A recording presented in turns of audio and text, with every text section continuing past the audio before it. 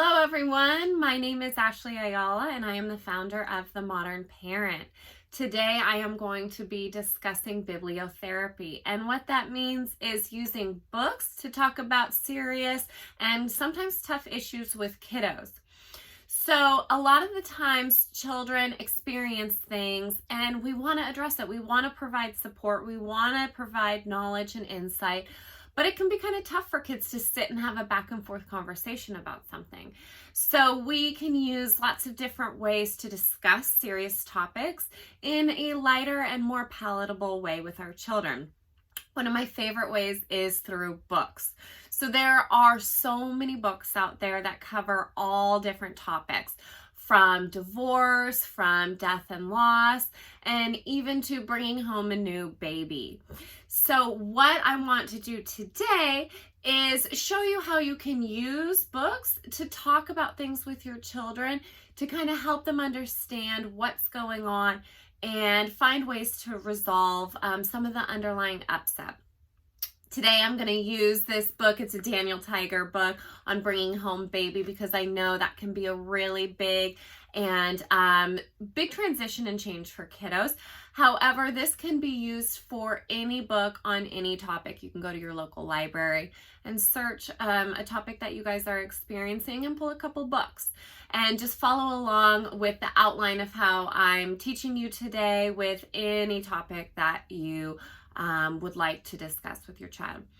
So for today, with bringing home baby, you can use this either before you have your baby, or even after you have your baby at home and you're going, wow, this is a big tough change for my child. We need to address it. There's no perfect, wrong, anything like that time to start using books. So what you can do is you can grab a book, sit down with your child like normal. Sit down and start reading the book.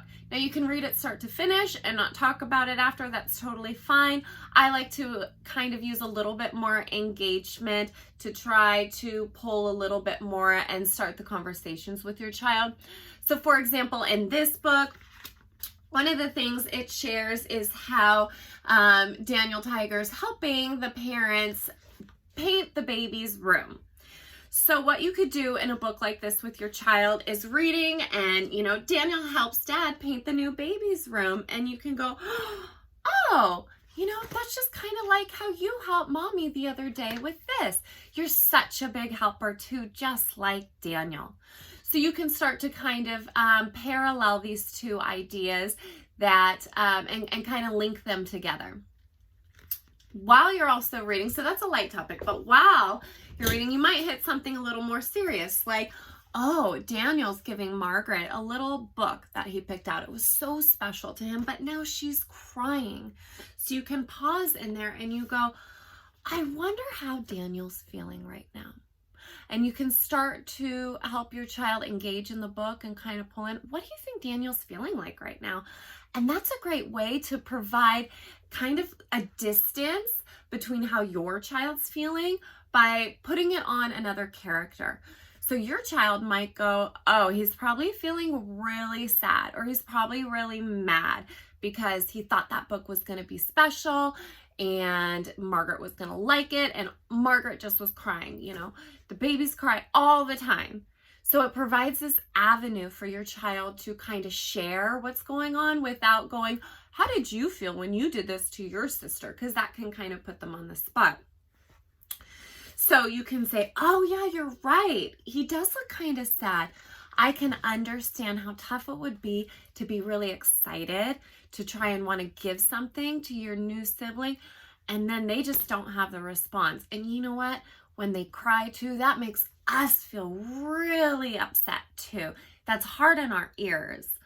And kind of putting it out there as a general statement, and maybe your child shrugs, or maybe they go, yeah, I don't like loud noises like that, or even might pull it to themselves, yeah, I don't like when baby's sister cries, right? So you're utilizing the characters in the book to talk about something, but something that's going on with your child currently, and it provides avenues for discussion.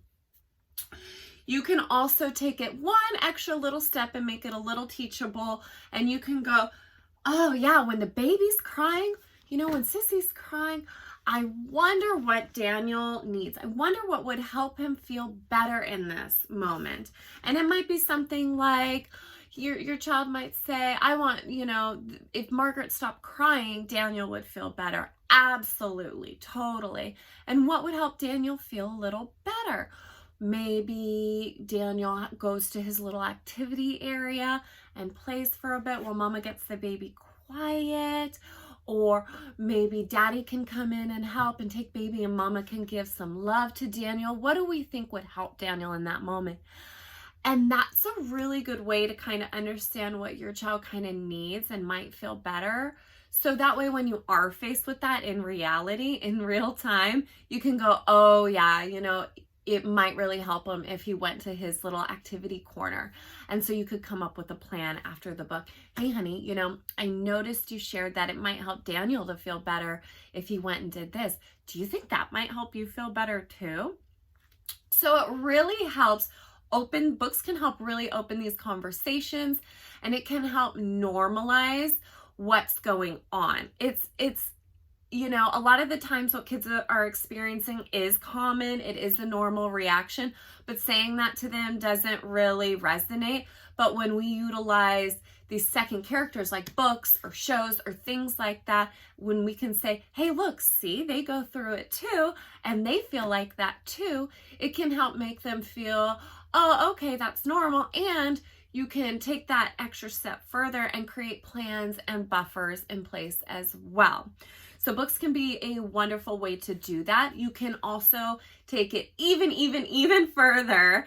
What I like to do is utilize play. So say you read this book, all of that, then later on in the day, you can sit with your child and you can play, and you can kind of create that same scenario using their toys. So if you're playing with dolls or stuffed animals or something like that, even action figures, whatever, you can set up that same scenario. And you can take one a toy and you can say, oh, this little bunny is super excited to give his little baby brother this carrot that he found. So he offered it, and the carrot, the little baby bunny said, I don't want this carrot. I don't like it. And like turned around and started, really crying and fussing and stuff. Oh, I wonder how that is. Oh yeah, that's right. Remember how you said Daniel might like it if this is how he handled it? I wonder if that would help the little bunny too. What do we think about that? So you're providing all of these strategies, all of these skills in such a fun, playful way that kids can really digest, because it's through play, and kids love learning through play. It comes completely natural to them. It also opens up these conversations that you can have as well. So you can use this with any kind of book. I have an entire book list on my website as well, where I have tons and tons of therapeutic books that cover really important topics. I also have a free guide on tackling tricky behaviors. So kiddos who are super anxious or nervous or worried, or really refusing to do things, defiance, shy, it covers the top 5 parenting challenges when it comes to their kiddos and how to tackle it. Like, let's get down to exactly how to address it in real time, day by day. Start today's strategies. So I'll link that below, and feel free to visit your local library as well to pull books. You don't always have to go and buy brand new books. So best of luck, and please enjoy using books as a way to talk about big, tricky issues.